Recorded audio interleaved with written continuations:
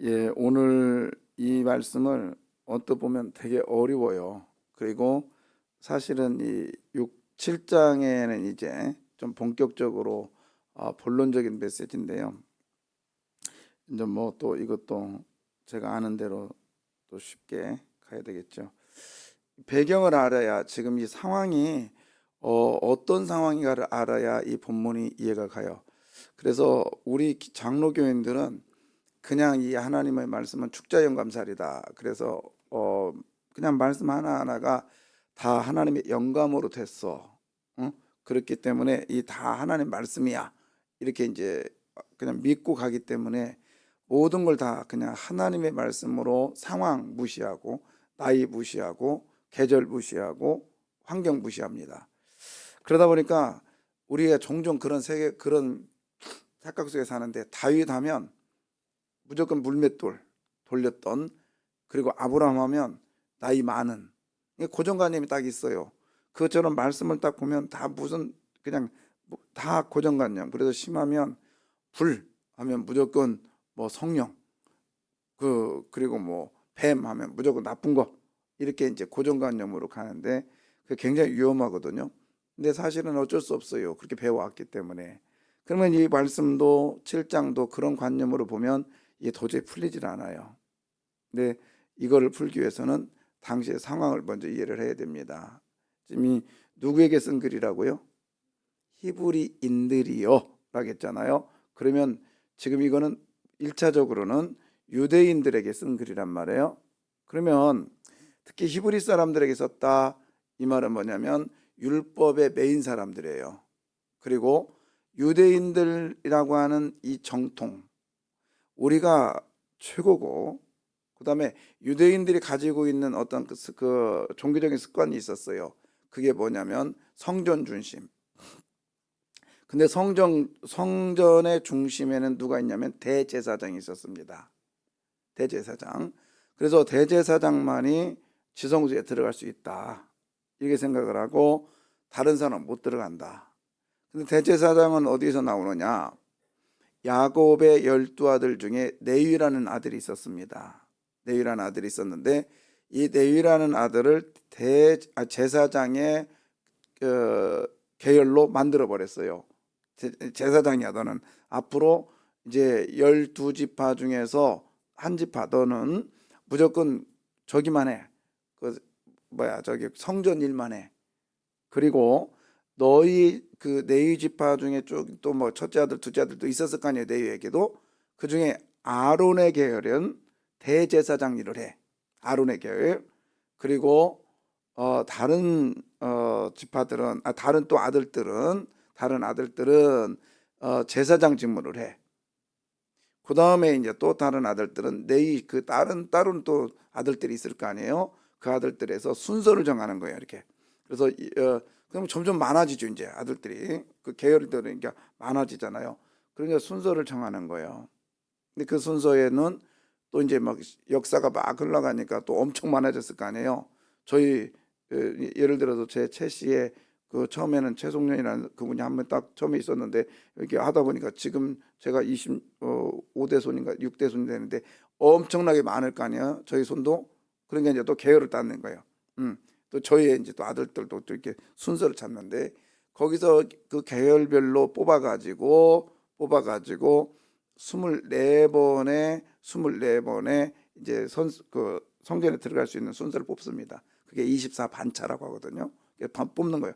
거기에 들어가서 뽑히는 것도 대단하고, 예수님 당시에는 그 다음에 성전에 들어가서 몇 명 안 들어가거든요.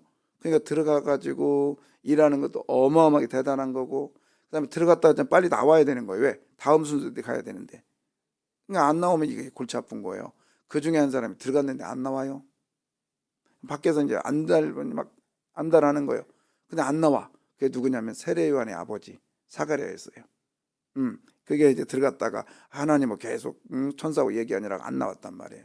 그런 이야기가 있습니다. 그러니까 그 같은 제사장이고 같은 레위 지파였지만 그 다음에 대제사장은 또 이게 굉장히 대단한 건데 거기에 들어가는 것들은 어마어마한 특권이었단 말이에요. 그리고 레위 지파는 어떻게 했느냐? 각 지역마다 그 이 전국에 다 퍼져서 산단 말이에요. 퍼져서 살면서 어떻게 해요? 농사를 안 져요. 농사를 안 짓고 내 집안은 뭐 한다겠죠? 매 하는 일이 집안 청소. 그 다음에 그 집 앞에 꽃을 심고, 그 다음에 1km밖에 도로를 내고 거기서 깨끗이 청소해서 누가 보든지 간에 저 집은 누구 집이다. 내 집이고 저 집은 제사장 집이다. 다 알게 됐단 말이에요. 그러면 그 옆집이 너무 깨끗하니까 또 정원도 가꾸고 꽃도 착 심어 놓으니까 어때요? 그 옆집도 지저분하게 살다가 너무 좋아. 그러니까 옆집에 또 그렇게 또 살아. 또 옆집에 살아. 그렇게 하라고 세우는 게 너희는 택한 족속이요 왕 같은 뭐나 제사장 노릇을 하라는 거였죠. 그러다 보니까 아침마다 일어나서 청소하고 집 가꾸고 동네 가꾸고 하려니까는 어떻게 농사질 시간이 없잖아요. 그래서 주변 사람들에게 거기다가 뭘 갖다 주나? 11조를 갖다 주라.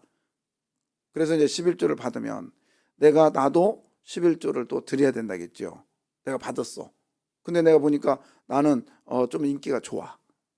동네 사람들이 나한테 많이 가져왔어요. 그래서 나는 또 머리가 좋아. 그래서 추수할 때 가면 그 집 앞에 딱 가는 거야. 추수 앞에 딱 가가지고 김씨 이번에 벼가 밀이 100가만이 나와서 그러면 김씨는 100가만이요. 그러면 알았어. 가면 몇 가만이 가져와야 돼 한테? 10가만이 가는데. 근데 옆에 있는 제사장은 게을러. 그런데 안 가. 줘야 안 줘요? 게을르니까 안 줘. 인기가 없어. 그렇다고 해서 내가 100가만, 10가만이 가졌다고 나 혼자 먹으면 돼 안 돼요? 안 되는 거예요. 나도 딱 먹을 것만 주고 또 이렇게 주는 거예요. 그러다 보니까 저 시골 상간벽지에도 내유인이 살을 거 아니에요. 근데 거기는 10명밖에 없어, 동네 사람이. 그럼 뭐 수입이 적어. 그때는 어떻게 해요? 많이 받은 제사장이 어떻게 한다고요? 다 나눠주는 거예요. 그게 샬롬이에요. 그게 샬롬이라고. 그리고 우리 한국교회도 그렇게 살아야 돼요. 큰 교회는 작은 교회를 돌봐야 돼요. 제 비전이 하나가 저는 그런 비전이 있어요. 어제도 우리 교회에 있었던 부목사들이 전화가 왔어요. 근데 버리장머리 없는 것들은 오지도 않고 조금 버리장머리 없는 거는 문자로 보내고 좀 예의가 있는 사람들은 전화로 왔는데 이제 부담스럽건데 나가면 근데 그러겠어요. 저는 그런 비전이 있거든요. 시골 교회로 만약에 그들이 간다면은 우리 교회에서 담임 목사급의 사례를 보내는 거야. 그러면 그 사람이 시골 교회를 지금 시골 교회 안 가는 이유가 애들 교육하고 그 다음에 사례금 때문에 그러잖아요. 그럼 여기서 도시급의 사례금을 주면 거기서 일하겠어요, 안 하겠어요? 하지요. 그래서 한 교회를 살리는 운동을 저는 그렇게 하고 싶어요. 머지않아 그런 날이 올 거예요. 그래서 급은 중소 도시의 그 시골 해가지고 그래서 애들은 이제 어느 정도 다 컸을 거 아니에요. 교육은 교육대로 하고 그런 비전을 갖고 있어요. 왜? 내 얘기를 공부하다 보니까 또 제사장급의 이 모습을 보다 보니까 그렇게 할 수밖에 없어요. 자, 그건 뭐 그렇고. 그래서 이제 중립심에 이제 대제사장이 어마어마하잖아요. 그 엄청난 레위인들. 그다음에 그 중에 제사장 되는 것도 대단한데, 대제사장이 된다는 건 이건 대단한 거죠. 그래서 대제사장의 저택이 어디 있느냐? 예루살렘에 보면 성전이 있고요. 그다음에 조금 밑에 보면은 다윗의 집이 다윗의 시티라고 그래서 왕이 거하는 궁궐이 있었단 말이에요. 근데 그 위에 그 이스라엘은 집값이 어디가 비싸요? 땅 밑에 산 밑에요, 산 위에요? 산 위에가 집값이 비싸고 좋은 동네라 했어요. 왜요? 바람이 쫙 부르니까 시원하니까 건조하니까. 그래서 예루살렘에 보면 시온산 밑에 아주 넓다란 그 집이 있거든요. 굉장히 넓어요. 그래도 대제사장. 그래서 가야바의 집이 거기서 재판할 정도로 대단했단 말이에요. 그러니까 대제사장 하면 막 최고예요, 최고. 함부로 못해. 저거는 대제사장은 뭐랄까 그 계열로 내려가는 거예요. 계열로. 그러니까는 무슨 가문, 그 백두 가문, 북한처럼 그런 가문. 그 다음에 우리나라 이시조선. 그러면 이시에서도 그 왕의 계열이 따로 있었잖아요. 이런 식으로 대제사장이 최고예요, 최고. 그렇게 생각을 했어요.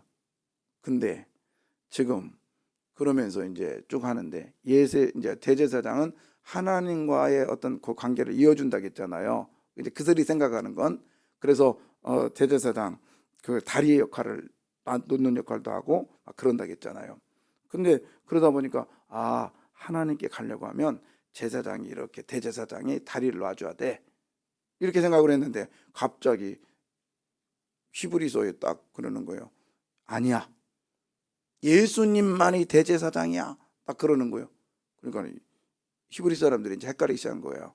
무슨 소리? 대제사장은 네 지파에서만 나와야 되는데 예수님은 무슨 지파예요? 유다 지파예요. 유다 지파. 말도 안 되는 소리야. 그리고 대제사장은 계열별로 돼야 되는데 그 예수라는 계열은 아무도 없잖아. 그 사람이 무슨 성전 일을 했어? 그 구약에 보면 왕과 제사장 역할을 같이 하면 큰일 났어요. 그래가지고 사울이 그러잖아요. 제사장 역할을 해버린 거야. 사무엘이 안 오니까는 자기가 예배를 드렸잖아요. 그럼 어떻게 됐어요? 하나님께 버림받았고, 또 구약의 요시 왕도 그렇고 또 여러 왕들이 그런 일이 있었던 거예요. 그러니까 제사장님 따로 하고 왕도 함부로 못해요. 제사장급은. 그런데 그렇게 대제사장이 대단한데 갑자기 유다 지파에 저 별것도 아닌 그 왕족의 지파가 자기가 대제사장이라고 얘기해.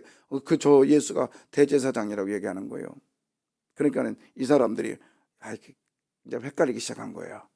믿음이 헷갈린 거죠. 그럴 때 오늘 히브리서가 그렇게 말하는 거예요. 야, 계열이 필요 없어. 계열이 필요 없고 혈통이 필요 없어. 이거는 하나님이 정해 주신 거야. 율법, 하나님이 필요하니까 율법 줬지만 이제는 율법보다 더 크신 분이 왔기 때문에 율법에 의해서가 아니라 하나님의 약속에 의해서 주신 분이야. 그러면서 예수에 대해서 이렇게 부각을 시키는데 그렇게도 이해가 안 가는 거예요. 그러니까 예를 하나 드는 거예요. 야, 족보도 없어. 필요 없어. 응? 그냥 하나님이 뚝 허락하면 되는 거야. 그러니까 아니야. 족보가 필요한데. 그러니까 봐봐. 이 사람 봐봐. 그러면 누구를 예를 들냐면 멜기세덱이라는 사람을 예를 듭니다. 봐봐. 멜기세덱이라는 건 이런 사람이요.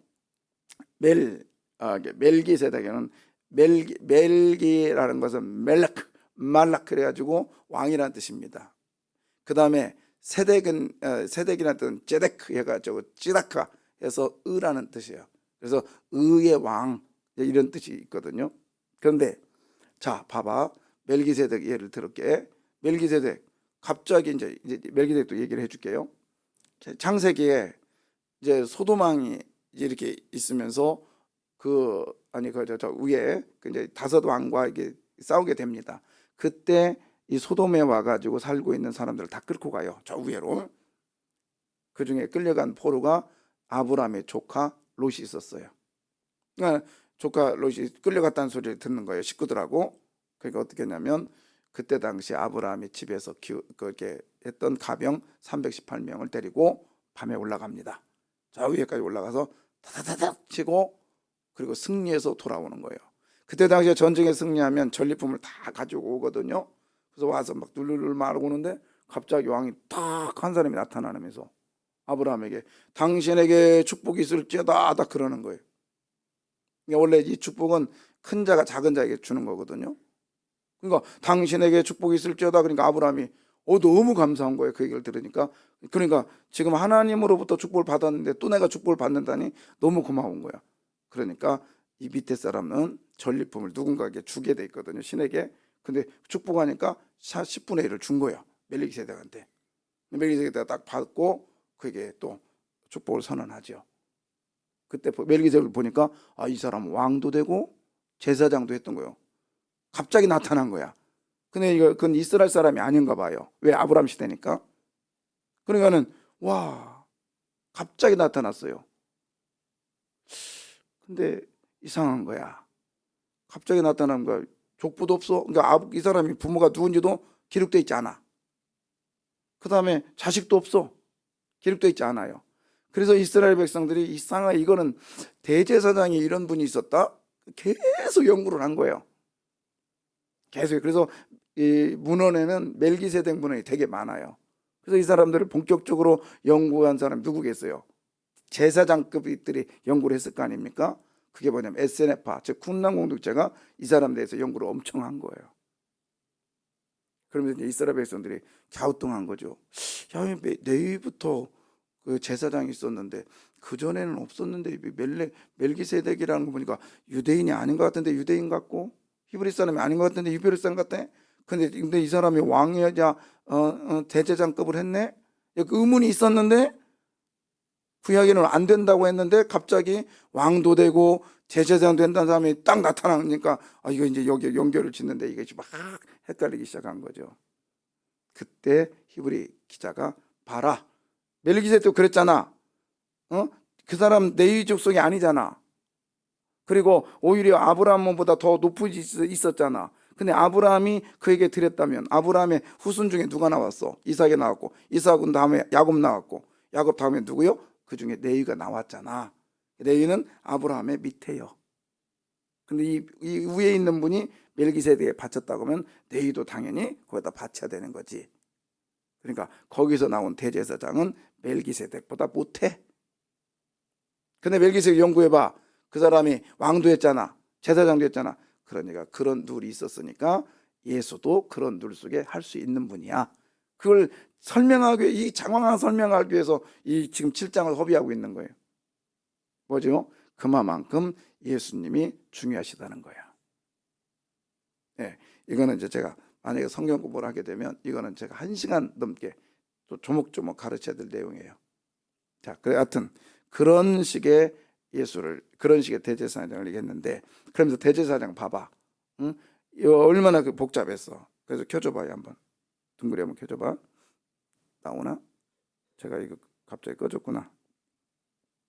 자, 우리가 대제사장 얘기를, 여러분 성경을 먼저 봐봐요. 몇 절이냐면 27절.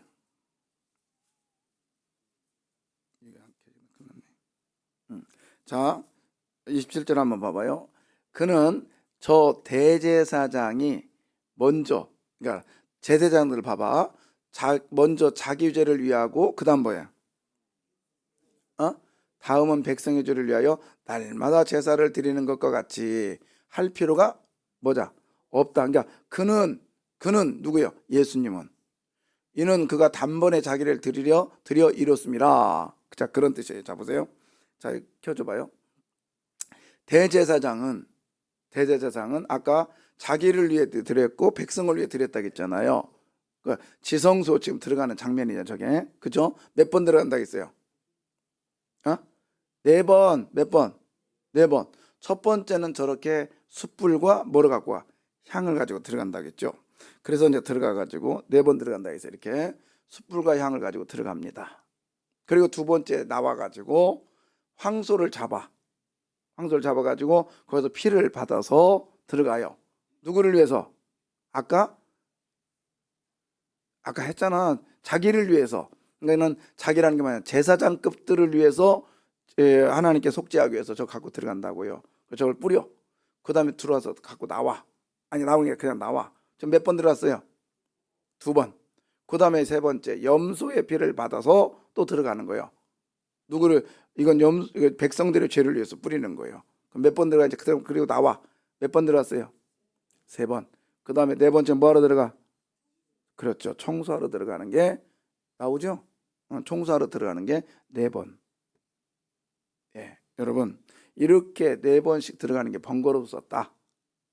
근데 예수님은 들어가야 안 들어가? 이제 자기가 어린 양이고 자기가 제물이니까 들어갈 필요가 없잖아요. 그래서 단번에 드렸다는 말이 거기서 나오는 거예요. 근데 대제사장 한번 좀 더 볼까요? 그래서 대제사장이 이제 예배를 드리고 나면, 자, 켜줘봐요. 지금 무슨 옷을 입었어요? 저걸 세마포옷이라고 그래요. 속옷. 저기에 양말 신었어요? 안 신었어요? 신발 신었어요? 안 신었어요? 왜 안 신는다 했어요? 저기는 거룩한 곳이요. 근데 신은 무슨 신? 그때 당시에 가죽신이라고 했죠. 가죽신이라고 했잖아. 그러면 가죽신은 샌달인데 가죽신은 뭘로 만들었다고? 짐승의 가죽이잖아요. 죽었어 살았어? 그렇죠. 죽은 짐승이기 때문에 부정해. 그래 들어갈 수가, 저희 신발 신고 갈 수 있다 없다? 없다. 자, 그래 나와요. 나와서는 이제 예봇을 입어. 백성들 앞에서. 이렇게 해서 이게 나도 해보는데 잘 안 되잖아요. 이게 이렇게 되는데 이렇게 해야 돼요. 그러니까 이게 슌이라고 하는 그 히브리어의 슌이라는 단어거든요. 슌은 엘로힘이라는 그 단어 중에 하나 나오는 게 슌이요. 그래서 백성들 앞에 저 쫙 이렇게 합니다. 위치가 여기 눈 밑으로 해가지고 저렇게 쫙 해요. 그래서 슌, 이게 이제 하나님은 위대하시다 선포하는 거거든. 그래서 대제사장이 그 계단에 서가지고 백성들 앞에 저 선포를 하죠. 저 옷이 무슨 옷? 예봇이라고 한 거예요. 근데 저 옷을 입고는 지성소에 들어갈 수 있어요 없어요?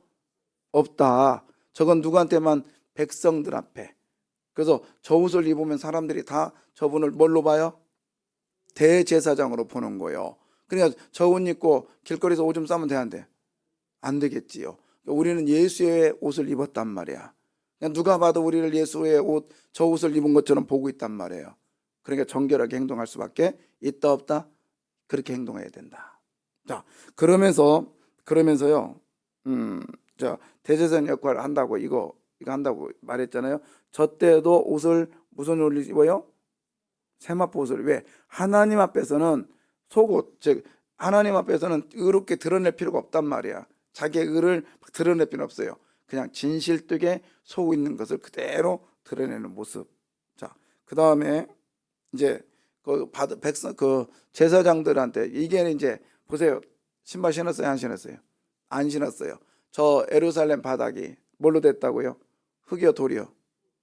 또 타일이요 하지만 돌로 돼 있다. 왜? 흙은 부정하기 때문에. 그죠? 이 짧은 시간에 엄청난 얘기를 하고 있는데, 거기서 저걸 받아가지고 올라가는 장면. 그 다음에 가서 대제사장이 지성소 앞에서 저 위에 뚜껑을 속죄소라고 그랬어요. 뚜껑만 저기다가 뿌리는 거예요. 자, 이런 장면들. 그 다음에요. 자, 꺼줘도 돼요. 그 다음에 여기 제 그림을 찾다고 지금 못 찾았는데 다음에 좀 더 첨가시킬 거예요. 저 옷을 입는 것도요. 저 옷을 입는 것도 그냥 옷 입는 게 아니라 따로 가서 받고 있고, 그 다음에 아까 예봇 있잖아요. 예봇 화려하는 것들, 그거 다 낡아지면 어디다 쓴다겠죠? 심지 등대에 거기에다가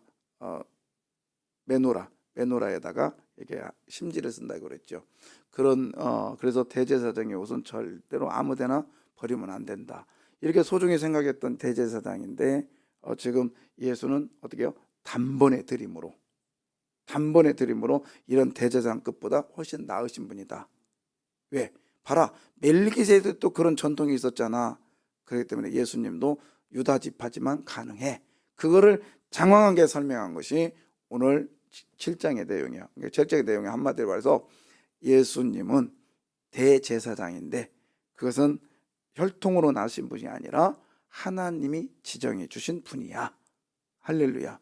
그러니까 여러분, 우리의 구원은 율법이 아니에요. 우리의 구원은요, 성경을 많이 안다고 그래서 구원받는 게 아니야. 자, 예수님이 대제사장 된 건 하나님의 은혜로 된 거란 말이에요. 그것처럼 우리가 구원받는 건 하나님의 은혜로 되는 거야. 믿습니까? 그래서 2025년도 우리는 하나님의 은혜 가운데 사시기를 바라요. 그래서 우리는 왕 같은 제사장이다. 그래서 왕, 통치자. 감히 나한테 어떻게 신천지처럼 내가 세상을 통치하는 그런 통치자의 왕의 개념이 아니라, 왕은 뭐죠? 백성들 안에서 모범을 보이는 자. 어떻게 보임? 그가 하나님 앞에 어떻게 하나님을 섬기는지를 모범 보이는 사람이 뭐예요? 왕이죠. 그런데 사울은 모범을 보이지 않고 통치자로 섰기 때문에 하나님 버리신 거고, 다윗은 모범을 보였잖아요. 그렇기 때문에 하나님이 다윗을 쓰신 거예요. 여러분, 우리는 왕입니다. 왕이요. 그래서 통치자가 아니라 모범을 보여야 될 사람이요.